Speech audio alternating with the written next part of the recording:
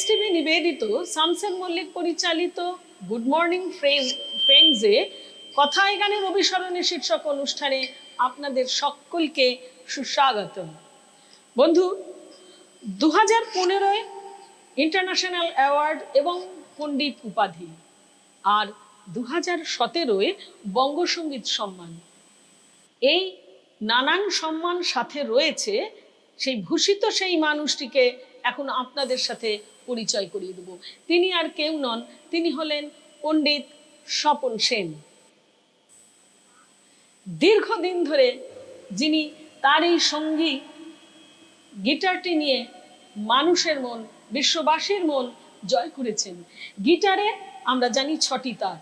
যদি আমেরিকাকে আমি 2টি কন্টিনেন্ট ধরি, তাহলে বলবো 6টা তার দিয়ে তিনি 6টি কন্টিনেন্টকে, মানে হোল ওয়ার্ল্ডকে মোহিত করেছেন। এমন একটি মানুষ আমাদের সাথে ঘুরতে রয়েছেন, স্বপন সেন।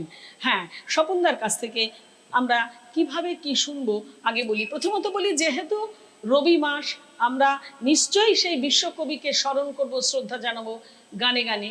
কিন্তু আমাদের এই মাসেই আমরা পেয়েছি মান্না দেকে, এই মাসেই আমরা পেয়েছি সত্যজিৎ রায়কে, এনাদেরও জন্ম মাস।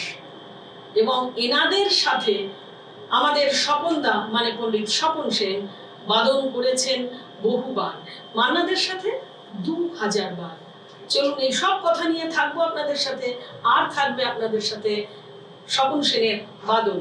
আরেকটি কথা, অ্যাকম্পানি করবেন আমাদের সাথে, মানে স্বপন সেনের সাথে অ্যাকম্পানি করবেন যিনি, সে অ্যাকম্পানি গিটার নিয়ে রয়েছেন শ্যামল নিয়োগী। তাহলে এবার সেই সুন্দর সময় আমরা পণ্ডিত স্বপন সেনের বাদনে অভিভূত হই। স্বপনদা, আপনার দিকে নমস্কার। আমি আজকে ভীষণ আনন্দ পেলাম একটা সুন্দর অনুষ্ঠানে আসতে পেরে। ফ্রেন্ডস টিভি, শামসের মল্লিককে আমার অন্তরে ভালোবাসা জানালাম, এবং আমার বোন, অসাধারণ গুণী মানুষ সুমিতা চক্রবর্তীকে আমার ভালোবাসা, আশীর্বাদ, এবং আমার সঙ্গে অ্যাকম্পানি করছে আমার ভাই শ্যামল নিয়োগী। যাই হোক, আমার জীবনটা খুব ভগবানের আশীর্বাদ পেলাম। শুরু করেছিলাম শখে, তখন ভাবিনি যে আমি আন্তর্জাতিক সম্মান, আমেরিকায় সন্ধ্যা মুখার্জি অ্যাওয়ার্ড, পশ্চিমবঙ্গ সম্মান, সবচেয়ে বড় কথা, গত 21শে এপ্রিল আমার 1 ঘন্টার ভিডিও ডকুমেন্টারি তথ্যচিত্র সারা জীবনের অ্যাচিভমেন্ট নিয়ে রবীন্দ্রনাথ ঠাকুরের বাড়িতে দেখানো হয়েছে। আমি লতা আশা, একদম এইটা আমার জীবনে জীবিত দশায় এটা পেলাম, এই অনেক জন্মের কর্মফল। আমি ভাবিনি লতা, আশা, রফিক, কিশোর, আর.ডি. বর্মন, সলিল চৌধুরী, সত্যজিৎ রায়, রবিশঙ্কর, কথা ছেড়ে কাকে বলবো, হেমন্ত, সন্ধ্যা, মান্না। আমাকে সুমিতা বলেছে রবীন্দ্রনাথ ঠাকুরের গান দিয়ে শুরু করো দাদা।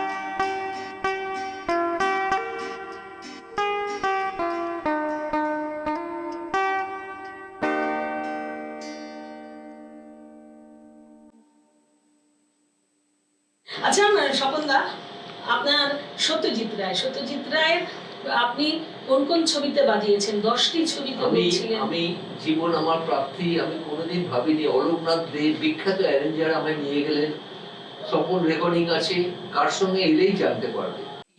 6.5 ফুট লম্বা বিশ্ববিখ্যাত মানুষ, অস্কার উইনার সত্যজিৎ রায় ওখানে প্রবেশ করলেন তখন কেমন লাগছিল? এবং ওনার অনেক গানে আমি বাজিয়েছি। আমার জীবন ধন্য, কতই রঙ্গ দেখি দুনিয়ায়, আহা কি আনন্দ, তারপর আরো সব হিট গান, হীরক রাজার দেশ, গোপীগঞ্জ, বাঘাবাই। আজকে একটি গান বাজিয়ে ভীষণ আনন্দ পাবো, শামসেরও বলে দিয়েছে আমাকে, আচ্ছা। আহা কি আনন্দ আকাশে বাতাসে। সেটা শামসে মল্লিকের অনুরোধে, তো সুতরাং ডিরেক্টরের অনুরোধের গান তো বাজাতেই হবে। ওটা প্রথম হয়ে যাক, শুনে নি।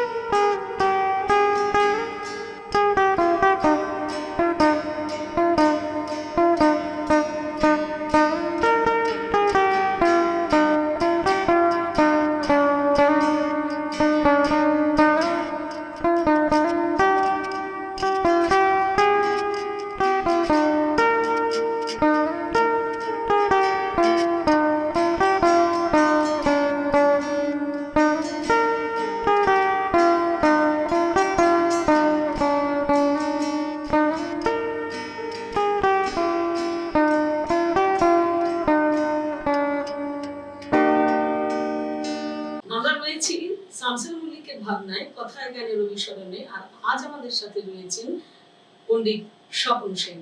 স্বপনদা, আপনি তো মহিষাসুর মর্দিনীতেও বাজিয়েছিলেন। এ বাবা, আমি বাজিয়ে ধন্য হয়েছি। দ্বিজের মুখার্জি আবার রেকর্ডিং করেছিলেন মহালয়া তে আমি বাজাবো, এটা আমার জীবনে বিরাট প্রাপ্তি। ওই জন্যই তথ্যচিত্রটা হয়েছে যে আপনি সত্যজিৎ রায়, রবিশঙ্কর, উত্তম কুমার, মহিষাসুর সব বাজিয়েছে, লতা, আশা, সন্ধ্যা কিশোর। মহিষাসুর মন্দিরেতে আমি যাবো তুমি যাবোতে বাজিয়েছিলাম। বাহ, অপূর্ব অপূর্ব। আচ্ছা, মান্নাদের বলছিলেন, মান্নাদে তো আমার বার তো মান্নাদের সাথে সঙ্গত করেছেন। মান্নাদের সঙ্গে আমি মাত্র 2000 বার টাইমস। ভিক্টরি সাইন জানি, সত্যি ভিক্টরি। 2000 বার বাজিয়েছি বা 2000 বারই শিক্ষা লাভ করেছি উনি একদম। শেখাতে। একদম এখানে মানুষের এখানে সন্নিকটে এলে এখানে শিক্ষাই হয়, প্রতি মুহূর্তে আপনাদের নতুন করে আমরা এই শিখি। একটি গান আমি বাজিয়ে খুব আনন্দ পাবো। সেটা শুনবো। আপনাদের সেই গান যেটা আমি ইন্টারন্যাশনাল অ্যাওয়ার্ড পেয়েছি চারিদিকে বাজিয়ে, জার্মানিতে কফি হাউসের সেই ও কফি হাউসে সে আড্ডাটা আছে। Coffee house.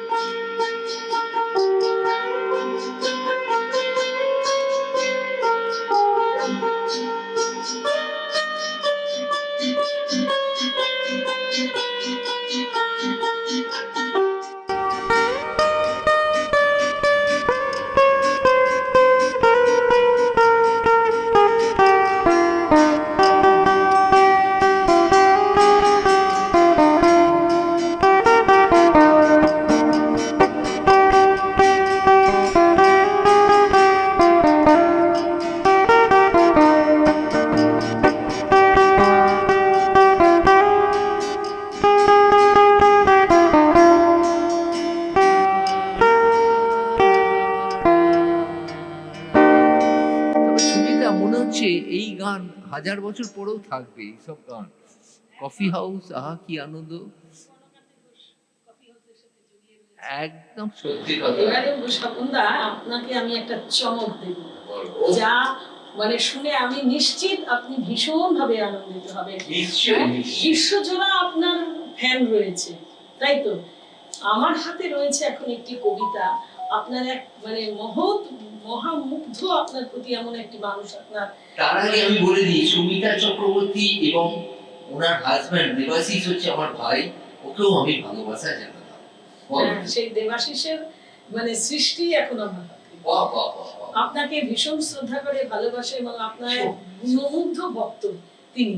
বলছিল আপনার সিম্পলিসিটি, আপনার মাথা নিচু করে থাকাটাই আপনি সফল ছিলেন। একদম সত্য। এবং যে মানুষটি বলেছেন মানে আমার হাজবেন্ড দেবাশিস চক্রবর্তী, তিনিও কিন্তু অত্যন্ত তার সিম্পলিসিটি রয়েছে। একজন WBCS officer, WBCS WBCS officer, একজন কবি, গীতিকার, নাট্যকার, তা সত্ত্বেও তার এত সিম্পলিসিটি, মানে যে জন্য বোধহয় তার আপনাকে ভালো লাগে। এবার তার লেখা একটি কবিতা আপনার উদ্দেশ্যে। এক সুর সম্রাট, আন্তর্জাতিক মহান গিটার বাদক শ্রদ্ধেয় পণ্ডিত স্বপন সেন, গিটার যার একমাত্র ধ্যান জ্ঞান, গিটারে তার আঙ্গুলের ছোঁয়ায় বেজে ওঠে সুর ঝংকার, তালে তালে কালে কালে, থাকবে জানিয়ে সুরধ্বনি কালে কালে। লতা মঙ্গেশকর, মান্না দে, হেমন্ত মুখোপাধ্যায়, শ্যামল মিত্র, প্রতিমা বন্দ্যোপাধ্যায়, মানবেন্দ্র মুখোপাধ্যায়, সব কিংবদন্তি শিল্পীর সাথে উনি গিটারের সঙ্গত করেছেন, আর শ্রোতৃবৃন্দ বিমোহিত হয়ে শুনেছেন। হে সুরের সম্রাট, আরো আরো অনেক বছর শুনতে চাই তোমার অনুপম সুর সৃষ্টি, সে সুরে বেঁচে থাকবে বাংলার গর্বের কৃষ্টি। নিঃস্ব আমি, রিক্ত আমি, দেবার কিছুই নাই, এই তুচ্ছ কবিতা খানি আপনার হাতে অর্পণ করে ধন্য হতে চাই। দেবাশিস চক্রবর্তী, অবসরপ্রাপ্ত অফিসার, কবি, লেখক, গীতিকার, নাট্যকার, বেহালা। সত্যি দেবাশিসের লেখা এবং সুমিতার পড়া ওর গায়ে কাঁটা দিয়ে উঠছে। আমি ধন্য, এরকম কবিতা আমার নিজের জন্যই লিখেছি।